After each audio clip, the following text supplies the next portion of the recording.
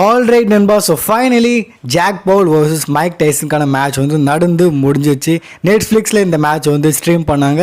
And அவங்க பண்ண சில கோளாறுகள் அதெல்லாம் நம்ம அப்புறம் பேசுவோம். ஆனால் எஸ், மேட்ச் வந்து ஸ்டார்ட் ஆகுது. என்ட்ரியில் பார்த்தீங்கன்னா ஜாக் பவுல் வந்து எடி கெரர் மாதிரி வந்து என்ட்ரி பண்ணியிருப்பார். நம்மளோட எடி கெரர் பண்ணுவார்ல காரில், அந்த மாதிரி பண்ணியிருப்பார்.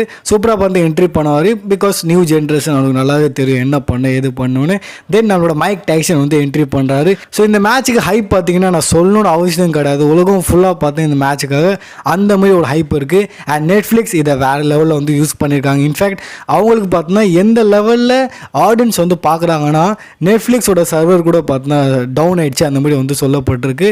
அண்ட் எஸ், மேட்ச் வந்து ஸ்டார்ட் ஆகுது. அண்ட் ஸ்டார்டிங்கில் மைக் டைசன் வந்து செம்ம ஃபயரில் இருந்தார். லிட்ரலி அவர் வந்து கொடுக்குற ஒரு பஞ்சு பார்த்தோன்னா அவ்வளோ ஸ்ட்ராங்காக அவ்வளோ ஃபயராக இருந்தது.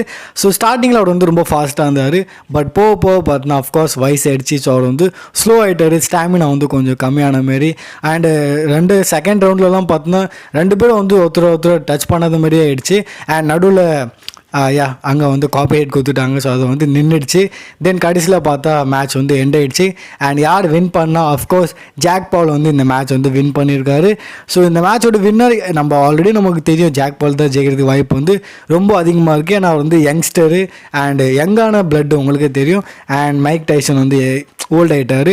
பட் இருந்தாலும் இங்கே ஜெயிச்சா தோத்தாலாம் எனக்கு கணக்கு கிடையாது. நான் எப்போவுமே வந்து மைக் டைசன் தான். ஈவன் எனக்கு தெரியும் மைக் டைசன் தோகிறதுக்கு வாய்ப்பு அதிகமாக இருக்குது. இருந்தாலும் ஆஃப்டர் அவுட்கம் நான் ஸ்டில் மைக் டைசன் சைடில் தான் இருக்கேன். ஏன்னா லெஜெண்டுக்கு. இன்ஃபேக்ட் இந்த மேட்ச் நான் வந்து ஏன் பார்க்குறதுக்கு இந்த ஹைப்பாக இருந்தேன்னா, பிகாஸ் இது வரைக்கும் அவரை நான் வந்து லைவாக பார்த்தது கிடையாது, டிவியில் பார்த்தது கிடையாது. ஜஸ்ட் ரீல்ஸு டிவி அது இதில் தான். நீங்களும் வந்து பார்த்துக்க மாட்டீங்க, ஏன்னா நம்ம அந்த ஏராவில் இருந்தது கிடையாது. ஸோ ஜஸ்ட் அவரை பார்க்க தான் பார்த்தேன். நல்லா இருந்தது. பட் மேட்ச் வைஸ் பார்த்தீங்கன்னா இது ஒரு ஒஸ்ட்டான மேட்ச்சு.